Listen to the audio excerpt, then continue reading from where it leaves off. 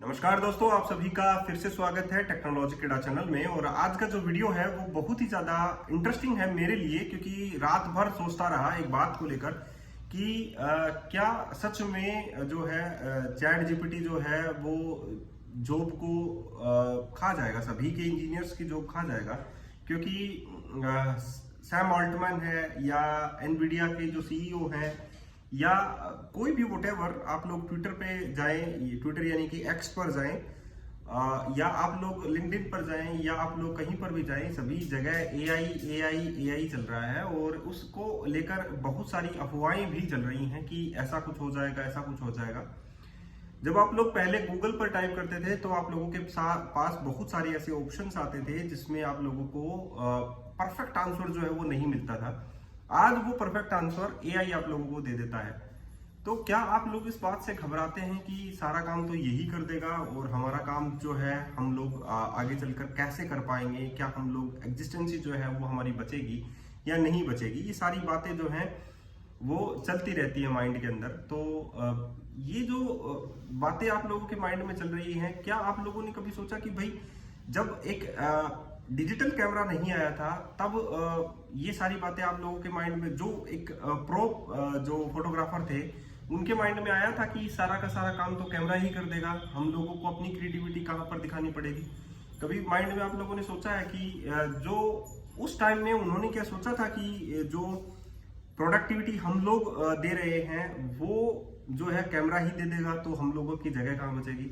नहीं, उनका जो स्किल है वो इतना ज्यादा इंप्रूव हुआ है डिजिटल कैमरा के आने के बाद में कि आप लोग सोच नहीं सकते। और जो बिगिनर्स थे, जो फोटो खींचने में बिगिनर्स थे, एज ए फोटोग्राफर बिगिनर्स थे, उनका जो परफॉर्मेंस है वो थोड़ा बड़ा होता है, उनसे जो है प्रो से नीचे है, लेकिन उनका परफॉर्मेंस जल्दी बढ़ जाता है, उनको फोटो खींचने में आसानी हो जाती है। लेकिन जो प्रो फोटोग्राफर्स होते हैं उनका जो प्रोफेशन है वो क्या कम हो जाता है? ऐसा बिल्कुल भी नहीं होता। उनकी जो स्किल है वो ज्यादा एनहेंस हो जाती है। उनको ये सीखना होता है कि वो जो कैमरा है उसका वो इस्तेमाल कैसे करें। जब भी मैं अपने डेस्क पर बैठता हूँ कोड करने के लिए, तो क्या मेरे माइंड में ये आता है कि सारा काम तो जीपीटी कर देता है, मैं क्या करूं? या पूरे दिन मैं खाली बैठा रहता हूं? ऐसा नहीं है। मैं हर एक चीज को सोचता रहता हूं। मेरी क्रिएटिविटी जो है वो कभी भी जीपीटी नहीं ले सकता, उसे एनहेंस कर सकता है जीपीटी। मुझे एक्चुअल में खुशी होती है कि जीपीटी पहले क्यों रिलीज नहीं हुआ, ताकि मैं जो इतना सोच पा रहा हूं उसे मैं जल्दी से कर दूं। That is the final thought कि आप लोगों के माइंड में भी ऐसा ही कुछ आना चाहिए कि जो आप लोग करना चाहते हैं उसे वो करके दे रहा है, तो आप लोगों की जो क्रिएटिविटी है वो उसमें परफॉर्मेंस जो है वो ला रहा है, वो टाइम आप लोगों का रिड्यूस कर रहा है, ताकि आप लोग एक चीज को अच्छा बना सकें, किसी चीज को नया जनरेट कर सकें, आगे बढ़ सकें। ये सोचने वाली बात नहीं होती कि भाई आप लोगों की जॉब कहां पर एग्जिस्ट करेगी या नहीं करेगी। 100% जॉब आप लोगों की एग्जिस्ट करेगी। ये एक टूल है जो आप लोगों को एनहेंस करेगा। बात रही, बहुत सारे यूट्यूबर्स हैं जो आप लोगों को पता नहीं क्या क्या बनाते रहते हैं। वाइब्स में आ गया, कर्सर में कुछ ऐसा आ गया कि आप लोगों की ये तो सब कुछ कर दे रहा है, एक चैट से सब कुछ कर दे रहा है। लेकिन लिटरली आप लोग क्या सोचिए, आप लोग जब आप लोग कर्सर से चैट करते हैं, कर्सर एक टूल है जिससे आप लोग जो है चैट करते हैं, तो लिटरली आप लोग सोचिए कि जब आप लोग उससे चैट करते हैं कर्सर से, तो वो कुछ कमांड्स आप लोगों को देता है और वो कमांड आप लोग एग्जीक्यूट करते हैं, तो डेफिनेटली आप लोग उससे बात कर रहे हैं, आप लोग अपनी क्रिएटिविटी को उसके अंदर पुट कर रहे हैं, तब वो आप लोगों को आंसर दे रहा है। जिसके माइंड में क्रिएटिविटी ही नहीं है वो क्या पुट कर सकता है उसके अंदर? नहीं। क्या जीपीटी अपने आप लोगों को क्रिएटिव बना सकता है कि भाई मैं आप लोगों को ऐसा कुछ दे देता हूँ? वो सजेशन आप लोगों को दे सकता है नीचे कि क्या आप लोगों के लिए मैं ऐसा कुछ कर दूं, या आपने ये मेरे को पूछा है तो इससे रिलेटेड जो कंटेंट है वो मैं आप लोगों के लिए जनरेट कर दूं। वो जनरेटिव है, वो क्रिएटिव नहीं है हो सकता। वो क्रिएटिव इसलिए नहीं हो सकता क्योंकि उसको नेक्स्ट स्टेप में बहुत सारे ऑप्शंस उसके पास आते हैं कि ये भी हो सकता है, ये भी हो सकता है, ये भी हो सकता है, ये भी हो सकता है, ठीक है। लेकिन आप लोगों के माइंड में कुछ ऐसा है जो उसके माइंड में ऐसा नहीं होता। डेफिनेटली ये आप लोगों के माइंड में ही है। जैसे कि मान लीजिए, मैं आप लोगों को एक बहुत सा अच्छा सा एग्जांपल आप लोगों को देता हूँ। जब आप लोगों से ये बोलेंगे कि मुझे एक शॉपिंग कार्ट बनाना है, ठीक है, या मैंने ही जो है एक रिकमेंडेशन पोस्ट में डाला था कि भाई मान लीजिए कि आप लोगों को हाईवे के अंदर जो टोल्स लगे होते हैं, जो टोल बूथ लगे होते हैं, वहां पर आप लोगों की गाड़ी जो है वो पार्क होती है, ठीक है, वहां पर आप लोगों का टोल लगता है। तो मान लीजिए कि उस गाड़ी का नंबर जो है वो कैमरा फैच करता है और कैमरे नंबर वाइज या आप लोगों की जो स्कैनर लगा होता है, जो फास्ट कार्ड लगा होता है, उस वाइज आप लोग डिटेक्ट करते हैं और डेफिनेटली उस फास्ट कार्ड से वो सारे के जो भी चार्जेस होते हैं वो कट कर लेता है, ठीक है। तो अगर आप लोगों ने ये बात सोची होती कि यहाँ पर जो फास्ट कार्ड काम कर रहा है, ठीक है, तो यहाँ पर क्या एआई काम कर सकता है? जब आप लोग उसे पूछेंगे कि भाई मेरे को डेटा स्टोर करने हैं तो मैं कैसे स्टोर करूं, तो आप लोगों ने सिर्फ इतना ही पूछा कि जो डेटा आ रहा है मैं उसे कैसे स्टोर करूं, ठीक है। डेफिनेटली आप लोगों के माइंड में इतना ही आया कि फास्ट कार्ड से डेटा हम लोगों को गाड़ी को स्कैन करना है, स्कैन करने के बाद में हम लोगों को उसको जो है फीड करना है, उसके जो चार्जेस हैं वो बाहर निकालने हैं और अगले से कट कर लेने हैं ऑटोमेटिकली फास्ट कार्ड से। ये आप लोगों के दिमाग में आता होगा। लेकिन कुछ लोगों के दिमाग में कुछ ऐसा भी आता होगा कि भाई जो कैमरा जो है फास्ट कार्ड से लगा हुआ है, मान लीजिए कि वो कैमरा फास्ट कार्ड से उस गाड़ी का नंबर कैप्चर करे और उस गाड़ी के नंबर जो कैप्चर कर रहा है वो उसको ट्रैक करके देखे, उसकी हिस्ट्री वाइज ट्रैक करके देखे कि ये आदमी जो है नियर बाई किसी होटल में रुका हुआ है पहले या किसी पिज्जा शॉप पे रुका हुआ है पहले, उसके नंबर फैच करके देखे, उसमें ये फैच करके देखे कि कहीं जो है पास में कहीं भी शॉप पर रुका है जहां पर उसने कुछ परचेज किया है। तो यहाँ पर वो परचेज का ऑप्शन भी आप लोगों के माइंड में आ सकता है कि वो कैमरा जो है जो स्कैन कर रहा है वो एआई से कनेक्टेड हो जाए, एआई से या आप लोगों की सैटेलाइट से कनेक्टेड हो जाए, जो आप लोगों को ये इन्फॉर्मेशन भी भेजे कि नियर बाई होटल में इसने कभी विजिट किया था, वहां से कुछ परचेज किया था, या मान लीजिए कि पिज्जा ही परचेज किया था। जब वो पिज्जा परचेज किया था तो पिज्जा वाली कंपनी के पास ऑटोमेटिकली नोटिफिकेशन चला जाए कि ये गाड़ी जो है वो आप लोगों के नियर बाई आ चुकी है और इसने लास्ट टाइम ये परचेज किया था, तो उससे रिलेटेड उसके पास एसएमएस जा सकते हैं, व्हाट्सएप पर मैसेज जा सकते हैं कि आप लोगों का डिफरेंट स्टाइल का पिज्जा आप लोगों के लिए तैयार है। तो क्या ऐसा आप लोगों के माइंड में नहीं आता कि ये एआई आप लोगों को दे सकता है कि आप लोग ऐसा भी कर सकते हैं? वो तब देगा जब आप लोग उसे ये बात कहेंगे कि क्या आप ऐसा कर सकते हैं, तो उससे रिलेटेड वो आंसर्स निकालना स्टार्ट करेगा। तो ये एक रिकमेंडेशन सिस्टम है इस टाइप का, तो जिसमें आप लोगों की एआई हेल्प कर सकता है। ये क्रिएटिव माइंड है, जब तक आप लोग सोचेंगे नहीं तब तक आप लोग एक अच्छा सिस्टम नहीं बना सकते। तो आप लोगों के लिए एक टूल अवेलेबल है और आप लोगों को ये बताना है उस टूल को कि मैं बेहतर कैसे हो सकता हूं, मैं बेहतर, मेरी सोच बेहतर कैसे हो सकती है।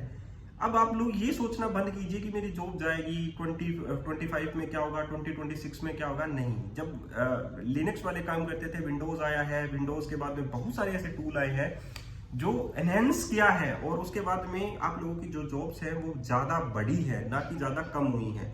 जो प्रो फोटोग्राफर थे वो प्रो ही हैं आज भी, और उनकी जो स्किल्स है वो आसमान को छू जाने वाली है, ठीक है। तो सिमिलर लाइक दैट कि अगर जो आप लोगों के पास स्किल है कि मैं एक प्रोजेक्ट को कैसे डिजाइन कर सकता हूं, अगर आप लोगों ने वो चीजें सीखी हैं तो डेफिनेटली मैं ये बात बोल सकता हूं कि आप लोगों को प्रो बनने से कोई नहीं रोक सकता, क्योंकि आप लोगों की जो क्रिएटिविटी है वो जल्दी वो परफॉर्म कर रहा है, तो आप लोगों को कुछ और सोचने का मौका मिल रहा है। हाँ, ऐसा होता है कि जो इस बात में ही सोचता रहेगा कि जीपीटी आ गया या कुछ और एआई टूल्स आ गए तो हम लोगों का जॉब्स कहाँ जाएगा, ये सब बकवास बातें होती हैं। आप लोगों को सिर्फ इतना देखना है कि आप अपना सिस्टम बेहतर कैसे बना सकते हैं, आप किसी भी चीज को डिजाइन कर रहे हैं उसे बेहतर कैसे बना सकते हैं। लास्ट ही में मैंने बहुत सारी ऐसी चीजें देखी जो ये बात बोलते हैं कि भाई डिजाइनर्स की जॉब खा जाएगा। जो HTML डिजाइनर्स हैं, बूटस्ट्रैप के डिजाइनर्स हैं, या SCSS के डिजाइनर हैं, या जो है टेलविंड के डिजाइनर्स हैं, उनकी जॉब खा जाएगा। ये सारा का सारा काम कर दे रहा है, पूरा का पूरा काम ही अकेला कर दे रहा है, तो हमसे काम कौन करवाएगा। जब आप लोगों के माइंड में ही ऐसे सवाल आ जाते हैं कि आपसे काम कौन करवाएगा, तो इसका मतलब ये है कि आप लोग जो है अपनी स्किल्स को ही जो है कम आंक रहे हैं, कम तोल रहे हैं। और ये उनके लिए, उनके माइंड में नहीं आना चाहिए, क्योंकि उनके माइंड में ये आना चाहिए कि मैं इससे ये काम करवा लूं, ठीक है। उसके माइंड में ये आना चाहिए, ठीक है, ताकि वो बेहतर तरीके का डिजाइन जो है बनाकर किसी कंपनी को जो है सामने प्रेजेंट कर सके कि ये मैंने डिजाइन करवाया है, मैंने डिजाइन किया है। ये नाम जो है आप कट कर दीजिए, क्योंकि आप क्रिएटिव बनिए, ना कि आप लोग जो है अब काम करिए, क्योंकि आप लोगों के लिए आपका सिपाही तैयार है, आप वो काम करने के लिए तैयार है, आप राजा बनिए अब, और उससे काम करवाइए आप लोग जितना आप लोग काम करवा सकते हैं। क्रिएटिव बनिए, जितना पढ़ेंगे उतना ज्यादा क्रिएटिव रहेंगे। और इसीलिए मैं कहता हूँ स्टडी नेवर एंडिंग, कभी भी खत्म नहीं होनी चाहिए, आगे बढ़ती रहनी चाहिए। जैसा आप लोग सोचते हैं वैसा आप लोगों को मिलता है। तो आज से कोई भी ये सवाल मुझसे ना पूछे कि सर क्या हमारा फ्यूचर क्या है, इसमें डॉटनेट में हमारा फ्यूचर क्या है, पाइथन में हमारा फ्यूचर क्या है। देखिए सभी चीजें रहेंगी, पुराने वाले वेब फॉर्म्स भी रहेंगे, .aspx वाले वेब फॉर्म्स भी रहेंगे, बस उसमें आप लोग बेहतर कितना कर सकते हैं वो आप लोगों के ऊपर डिपेंड है।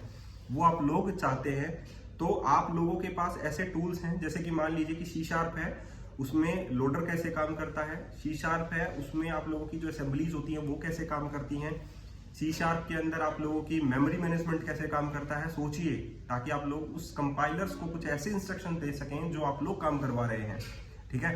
तो ये क्रिएटिविटी आप लोगों के माइंड में आनी चाहिए, और जब तक आप लोग पढ़ेंगे नहीं उन चीजों के बारे में, तब तक आप लोगों का फंडामेंटल क्लियर नहीं होगा। और फंडामेंटल जब तक क्लियर नहीं होगा तो डेफिनेटली आप लोग कुछ भी नहीं कर पाएंगे, आप लोग सिर्फ सोचते रहेंगे। तो मेरा कहने का मतलब यही है।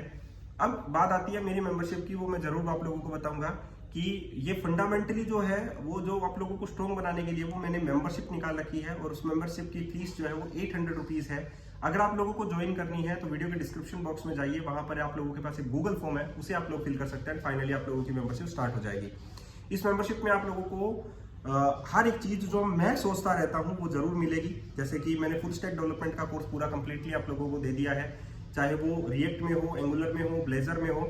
उसके बाद में आप लोगों का ASP.NET core restful API cover हो चुका है, आप लोगों का .NET जो है कोर कवर हो चुका है, उसमें माइक्रो सर्विसेज भी कवर हो चुका है। लेकिन मैं DDD और क्लीन आर्किटेक्चर, देखिए मैं एक ऐसे प्रोजेक्ट पर लगा हूं, तभी मेरे को थोड़ा सा टाइम लग रहा है, क्योंकि मैं DDD यानी कि domain driven design plus clean architecture plus specification pattern plus result pattern plus something something something, ये सारे के सारे एक ही प्रोजेक्ट में डालने की सोच रहा हूं और बेहतर बनाने की सोच रहा हूं।